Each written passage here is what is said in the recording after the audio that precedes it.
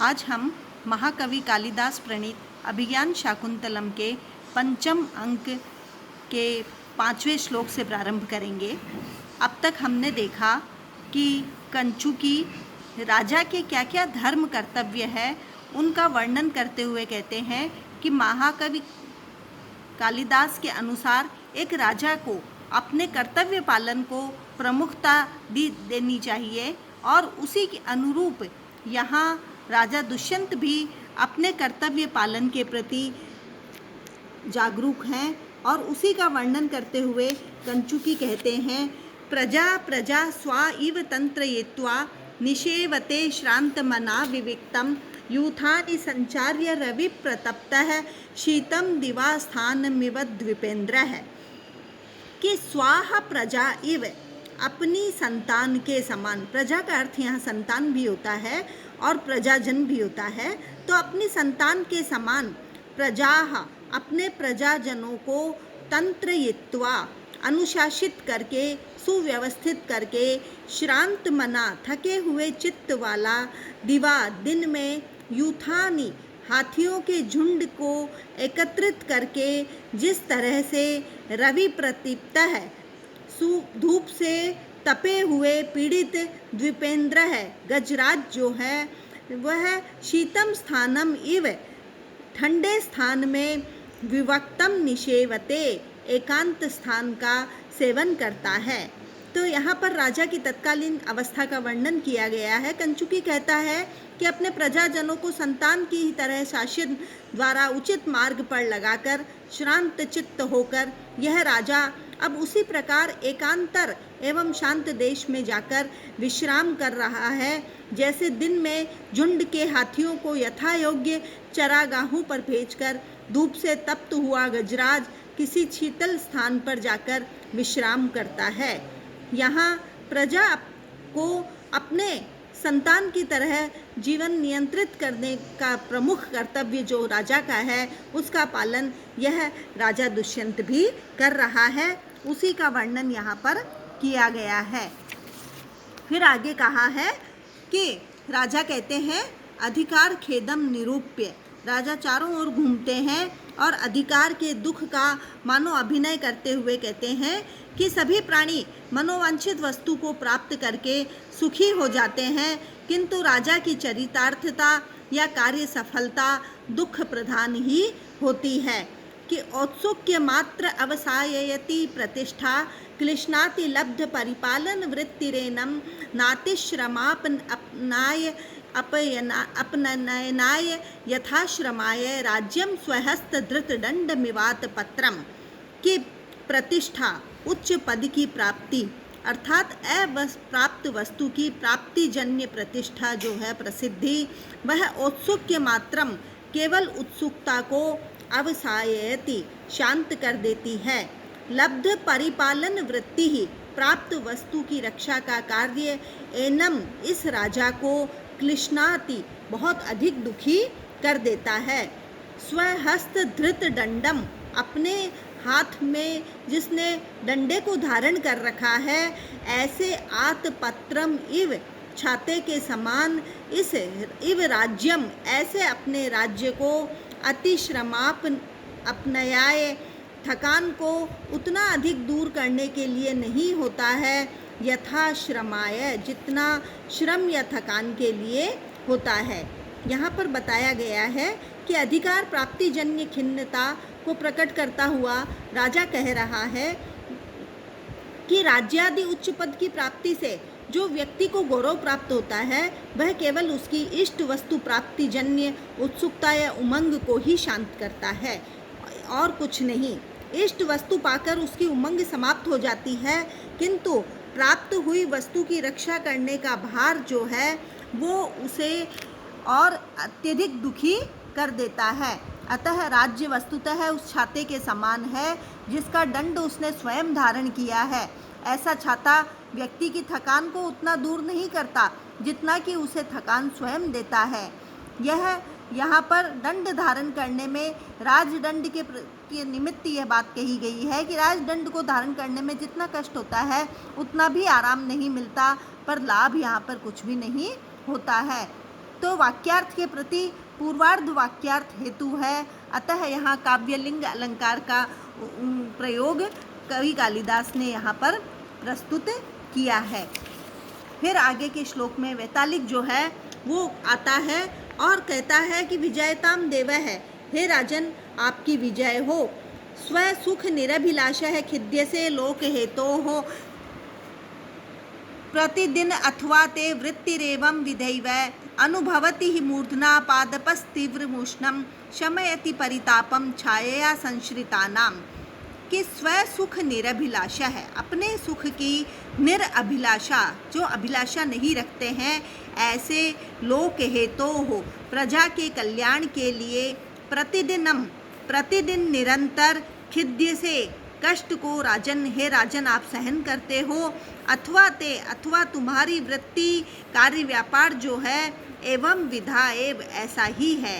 ही मन क्योंकि पादप है, जो वृक्ष होते हैं वे मूर्धना अपने सिर पर तीव्र उष्णम प्रचंड धूप को अनुभवती सहन करते हैं, और छाया अपनी छाया देकर के संश्रिता नाम अपने आश्रय में आए हुए लोगों को परितापम उनके संताप कष्ट को शमयति शांत कर देते हैं।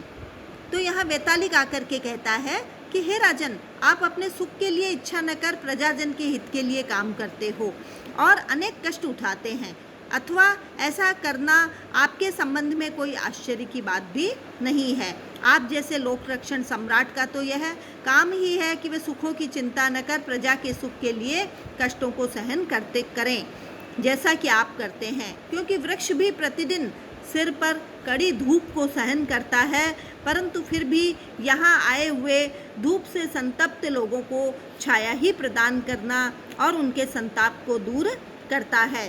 तो यहाँ एक वृक्ष के कार्य की समान राजा का कार्य बताया गया है, और इस प्रकार से एक वृक्ष से राजा की तुलना की गई है जो निस्वार्थ भाव से प्रजा कल्याण में लीन रहता है। फिर आगे दूसरा वैतालिक आकर के राजा की प्रशंसा में कहता है कि नियमयसि कुमार्गम प्रस्थितान आत्तदंडः प्रशमयसि विवादम कल्पसे रक्षणाय तनुषु विभवेषु ज्ञातयः सन्तु नाम त्वयि तु परिसमाप्तम बंधुकृत्यम जनानाम। कि हे राजन आपने आत्तदंड है, जो राजदंड को धारण किया हुआ है, वह कुमार्ग प्रस्थितान बुरे मार्ग पर चलने वालों को नियमयसि नियंत्रित कर सन्मार्ग पर लाते हैं, और विवादम प्रशमयसि और समस्त राजा प्रजाजन के विवाद झगड़े कलह वाद विवाद आदि को पूर्णतया शांत कर देते हो। रक्षणाय कल्प से और प्रजा की रक्षा के लिए आप हमेशा समर्थ होते हो।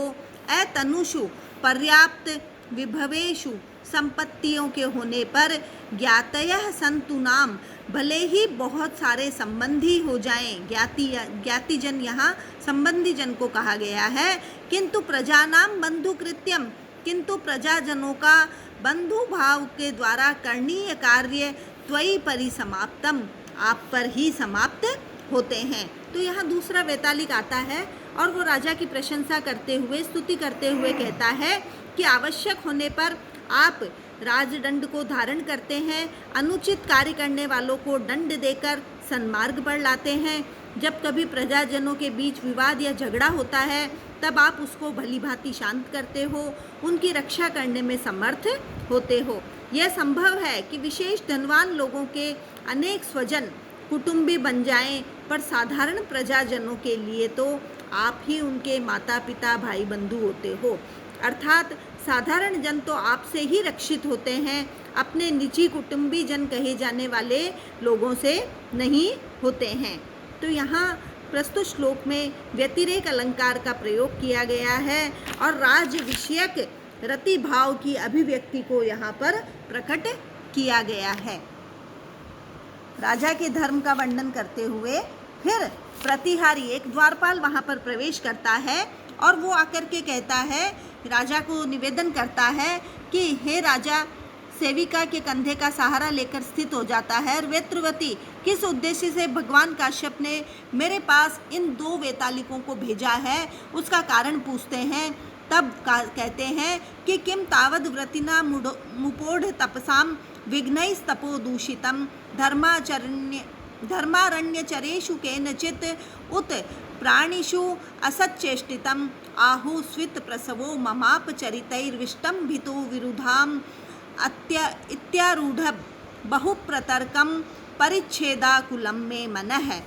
राजा यहाँ पर पूछ रहे हैं कि महर्षि के द्वारा किसी को यहाँ पर किस कारण से मेरे पास में भेजा गया है, किस कारण से ये मेरे समीप आए हैं।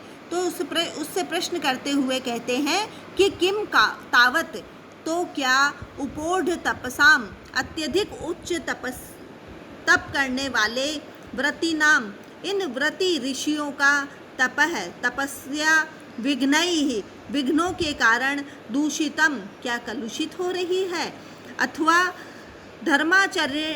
धर्मारण्यचरेषु, धर्म आरण्य तपोवन में विचरण करने वाले, एषु प्राणीषु, इन प्राणियों पर, केनचित किसी ने, असत अनुचित, चेष्टितम चेष्टा की है, आहोस्वित अथवा मम मेरे, अपचरितैः कुकृत्यों के द्वारा, विरुधाम इन लताओं का, प्रसवः फलना फूलना, विष्टम्भितः रुक गया है, इति इस प्रकार से, आरूढ़ बहुप्रतर्कम, बहुत से शंकाओं से व्याप्त होकर के, बहुत से तर्कों से युक्त होकर के, मैं मनः, मेरा मन, अपरिच्छेदाकुलम, किसी निर्णय पर नहीं पहुंच पाने के कारण व्याकुल सा हो रहा है।